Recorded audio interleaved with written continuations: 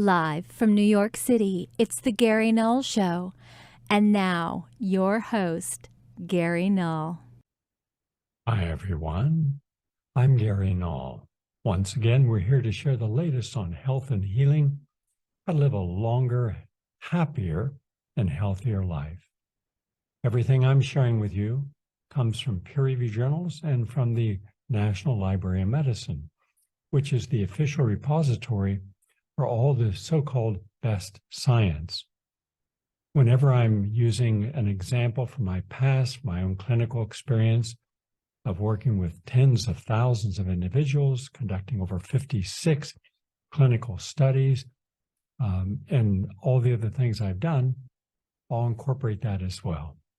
But we start with the latest on something we should all be concerned about of all ages, and that is tumors.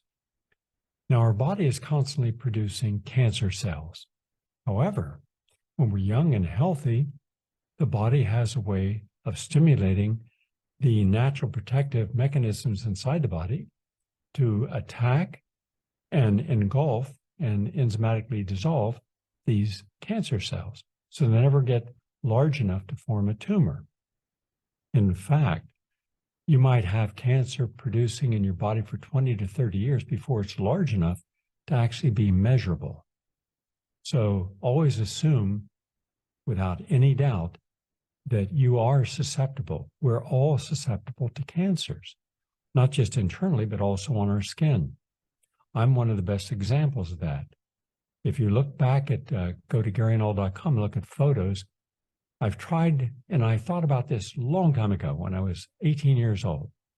I thought, what if I simply took a picture of myself every 5 years so I could see how we age? And the reason I did that was because at that time, there was no YMCA in my town. It had closed.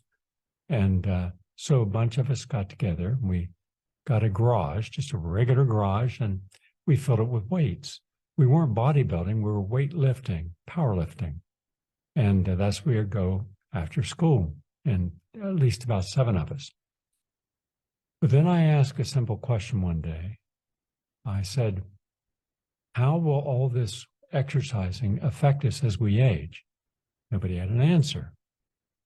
And I thought, well, wouldn't it be interesting if we can show that by exercising, keeping ourselves fit, that we didn't get to look like our brothers and sisters and parents at, let's say, 30, 40, and certainly 50. When I was growing up as a baby boomer, you were considered middle-aged at the age of 30 to 35. And from then on, nobody expected a whole lot from you. Certainly didn't expect you to be exercising and keeping yourself fit. We overate as a society, my family in particular, and we didn't exercise. But as teenagers, yes. And as if we went to college and exercise, yes, but after that, no. And so I looked at all my aunts and uncles, and I had a lot. I had a big family on my mother and father's side. And one of them was overweight, but all the rest were relatively trim, but they all smoked.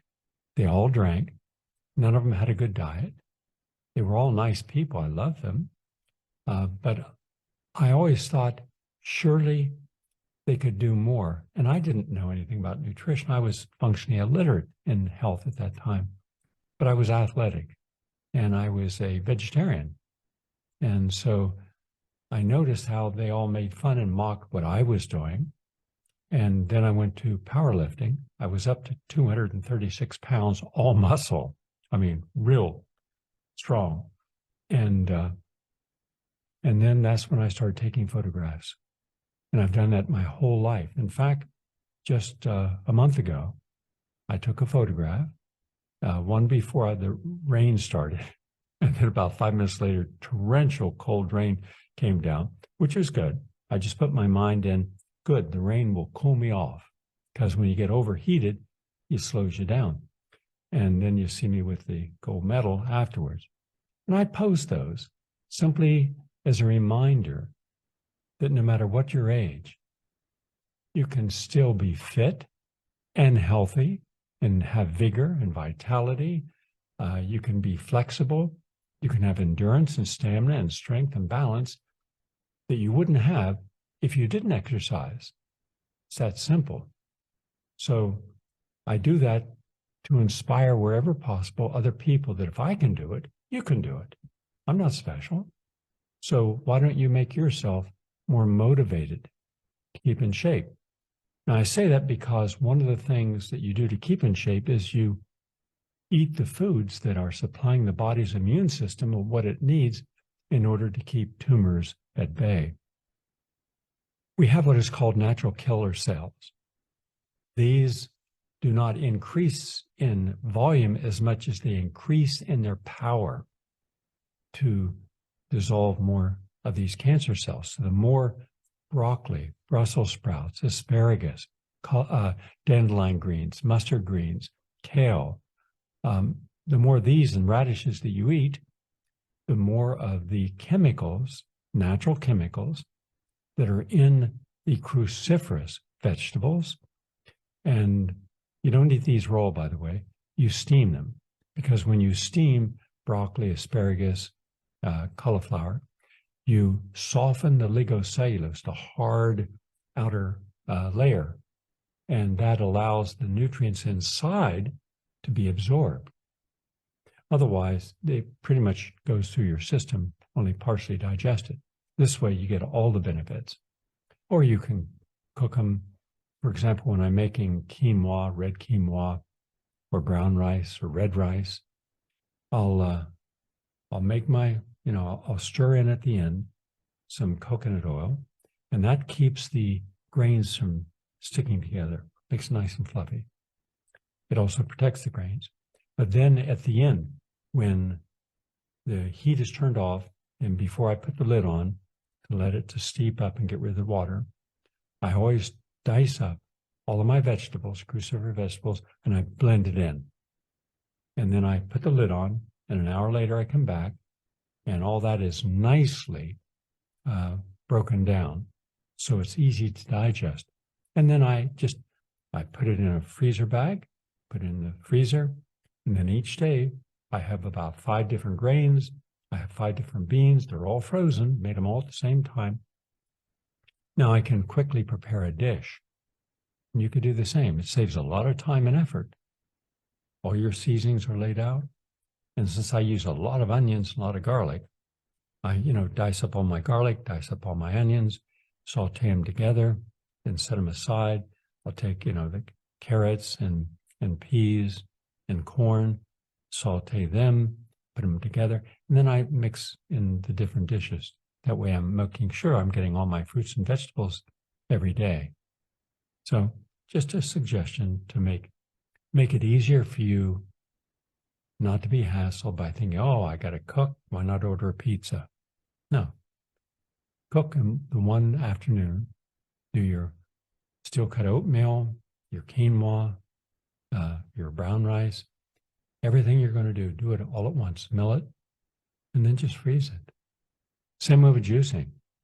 This morning, after I cleaned out the barn and took care of the animals, and got them fed, made sure everything was good, then I went out to the orchard and I picked, I only pick fruit on the ground. I let it fall. When it falls, that means that it's the peak of freshness and full maturity. The enzymes have really matured it. So I picked some bananas, and then I picked lemons and oranges, grapefruit, and limes, and some other fruit, and cherries. And I brought them inside, and I juiced a lot of it. All the citrus I juiced.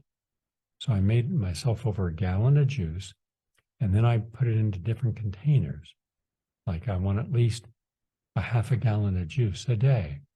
So now it's all there. I juiced celery, did it all at once. Maybe it took me from beginning to end, half hour. But now I have juice for a whole week. Just a suggestion. In any case, getting back to the point, there's a study from Montclair State College that talks about turmeric, Turmeric, Now, turmeric is one of the most commonly and popular used herbs in the world. It is the basis of almost all the curries used in India and other countries in East and Southeast Asia. But inside that turmeric is something very important. It is the most powerful ingredient in the whole plant, and it's called curcumin. Curcumin has thousands upon thousands of studies on PubMed in the peer-reviewed literature, and that doesn't even include everything that's in traditional Chinese medicine and Ayurvedic medicine. And it heals, it turns off inflammation, it helps prevent cancer, it helps your heart. I mean, you name it, it's doing something good in your body every time you take it. Now, you can take it in supplement form, maybe 1,000 milligrams, or you can take it this way. And what they found in turmeric is its ability to seek out and destroy cancer stem cells. And those cancer stem cells are the source of all tumors. So when you're eating a healthy diet, when you're taking in anti-inflammatory nutrients, when you're taking in ginger and starting the day with lemon and green apple and ginger juice, slightly alkalizing, watch the pain turn off in your joints, your knees, your ankles, your elbows, your back, your neck. It's magnificent. It also rebalances the homeostasis in the body between acid and alkaline. And then you start your day. But if you put turmeric in there also, then you're helping the body fight those tumors, especially the stem cells. You see, when a surgeon excises a tumor, which is frequently necessary, and I certainly support that, if they don't get it all, if they don't get the stem cell, it's going to grow back. And what if it's metastasized and you have stem cells metastasizing throughout the body? So you have to get something in your body that will help wherever those cancer cells are going. Turmeric does that.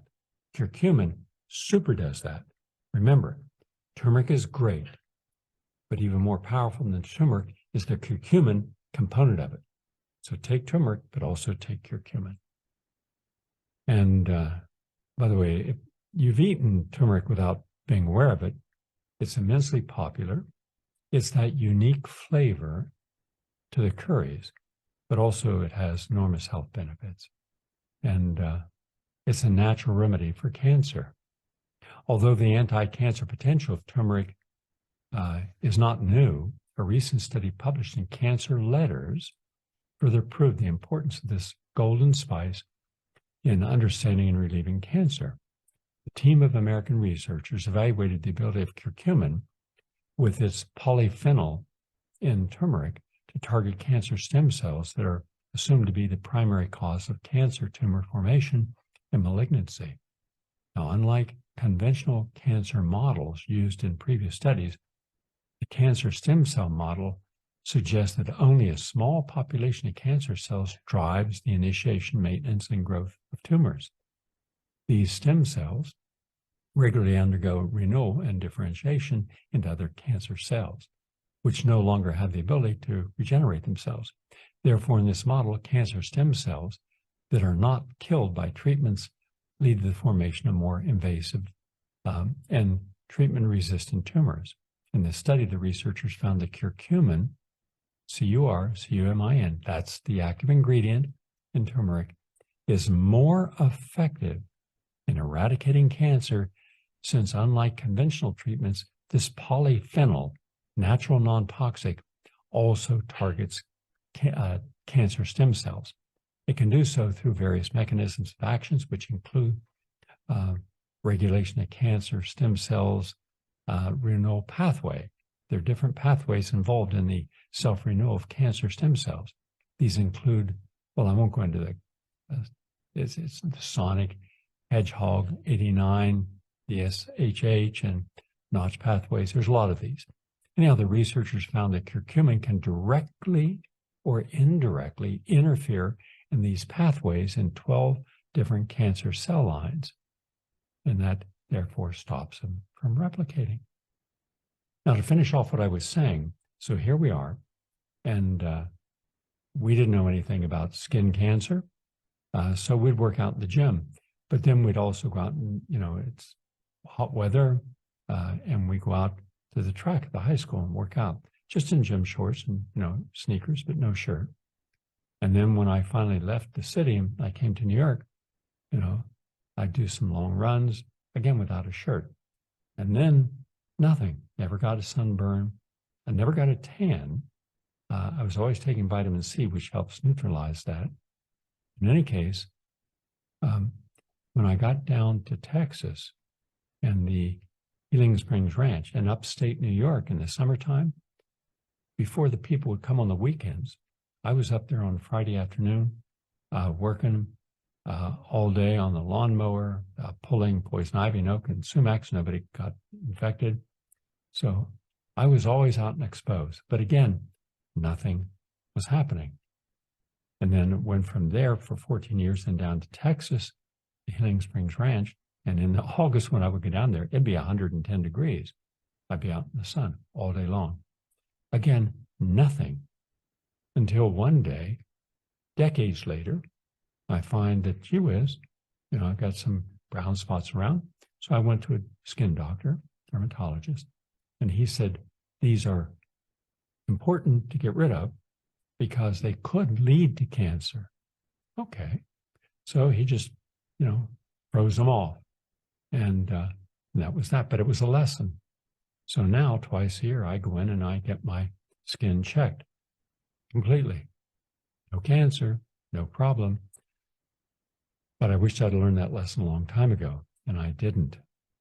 So I hope that you're all getting your blood workup done twice a year and check for your hormones, check for your thyroid gland. Also check your vitamin and mineral levels to make sure you're not under potentized, that you are fully what you need, like vitamin D3, with vitamin K, etc. Make sure you've got enough calcium, magnesium, and other nutrients to form strong, healthy bones. Make sure your hormones are in balance. You don't have an estrogen imbalance or testosterone imbalance or progesterone imbalance. Inexpensive test, easy to do, and not expensive. But you need to know this. The older you get, the more can go wrong in your body if you haven't done things right earlier. So anyhow, just a suggestion. Also, chiropractic spinal manipulations associated with reduction in lower back surgery. This University Hospital Cleveland Medical Center. So a recent study from the University Hospital, the Connor Whole Health Center, has found that adults who initially visit a chiropractor to receive spinal manipulation for low back pain caused by disc herniation, which leads to sciatica, are less likely to undergo disc surgery over the subsequent 2 years. This was published in the British Medical Journal Open. So that's important. So I hope that you're doing two things preventatively. Once a month, seeing a chiropractor, and once a month, seeing an acupuncturist, even if you have nothing wrong with you, because these can help keep you finely tuned. Also, from the Northwestern Medical Center and the University of Denver, high-intensity exercise delays Parkinson's. That's correct. When you're exercising, let's say you're power walking, and you're going at a 16-minute pace, moderate, then on a track. Then for the next 2 laps, go fast as you can. If you're doing sit-ups and you're doing them slowly, then for 30 seconds, 60 seconds, do them fast. Doing curls, same way. Do them slow and then fast. That high-intensity exercise 3 times a week is safe for individuals with early-stage Parkinson's disease and decreases worsening of motor symptoms, according to a new phase 2 multi-site trial led by Northwestern Medicine and University of Denver scientists. And this is the first time scientists have tested the effects of high-intensity exercise on patients with Parkinson's disease. the second most common neurodegenerative disorder, and the most common movement disorder affecting more than, well, we don't know how many people it affects, but it's far more than 1 million Americans. And there are safe and effective alternative approaches to these conditions. Now, finally, one last study, and this is from the University of Surrey, which is in the United Kingdom. And this was published in the peer-reviewed Journal of Cognitive, Affective, and Behavioral Neuroscience. What they found is meditation adapts the brain to respond better to feedback. So therefore, by meditating, maybe 20 minutes a day, quiet place, no distractions, and let's just say that you used to start with a simple concept: de-stress, relax, just relax, calm yourself. By repeating this slowly over and over again and breathing deeply while you're doing it, and relax your breathing and just visualize yourself. Close your eyes and say, I'm going to calm myself whenever I face a crisis. I will look at it as just information, and then I'll decide what is the appropriate response. Well, you keep doing this every day. What's going to happen is the meditation will adapt the brain to respond to feedback that's external. So let's just say you're in traffic and someone pulls in front of you. And instead of getting angry, you simply say, it's okay. You can say, look, he didn't wake up this morning to come out here and intentionally decide, I'm going to pull in front of Gary Null and make him angry. It's just one of the things that happen in life. And life happens, and how we can flow with that then measures the quality of our day. We have too much anger today. We have too much rage. We have too much people projecting out what they feel in. The Buddha said something interesting. I'll paraphrase it. He said, so you're angry. And by the way, the Buddha was real. And we know more about Buddha and the writings of Buddha and all the teachings of Buddha than we do about any other religious figure. Great religious figure. There's lots of documentation. But one of the things he said that really is important for all of us today who are feeling upset about something, you say, I'm going to get even with you. That attitude, you can't say that, you can't do that. The Buddha said, so you grab some hot coals and pick them up and you're ready to throw them at who you don't like. Who gets burnt first? All right? We hurt ourselves in the process of inappropriate responses to stressors around us. So meditation allows us to say, okay, I may not like what you say, but I'm not going to take it personally because you're not me. You don't know my motives. You don't know who I am as a person. You don't know my heart. So why should I allow you to weaponize a word with the intent of making me feel bad about myself? I don't give you that right. So you can think anything you want of me, but it's what I think of myself. It gets me through my day. So just keeping calm in the face of a crisis can make all the difference in the world. But by the way, you didn't have to have Buddha tell you this. Didn't your mother and grandmother said, up, stop before you say something and count to 10? Remember that? I'm sure you do. And that's because we have to have that moment to reflect before we react. We're a nation that's hardwired to react instead of reason. Use reason and you see things more clearly and more definitively than just reacting. With reason, you can stop before you commit yourself to the wrong statements. Just a thought. That's the latest on health and healing. And remember that every Monday morning at 6 a.m. on your computer, you're going to get the latest on health and healing. And that's free. But also, for Tuesday, Wednesday, Thursday, and Friday, if you sign up and you get more information and you get all kinds of premium information, but you have to sign up for that. That's not free, but it's great information. And I have a whole lot of new things happening. I mean, really exciting. I'll be announcing a new book tomorrow, brand new. Just got it in from the publisher. So there's a whole lot of great things happening, new documentaries, new articles, new investigative reports, new commentaries, new essays. I want to share them with you. This is one way we can do it. Go to GaryNull.com, scroll down, you'll see the Gary Null newsletter.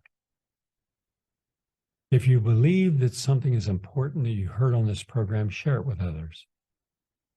If you read something and you think, this is interesting, I didn't know this, share it with others. We do not advertise. We don't have a public relations firm. All we have is word of mouth. So anything that you have heard, read, observed on this program or writings, documentaries, share them with others. Word of mouth still counts. We're going to take a break and come right back. Please stay with us. Are you tired of closed-minded programming? Well, look no further than PRN.Live, the home for progressive voices.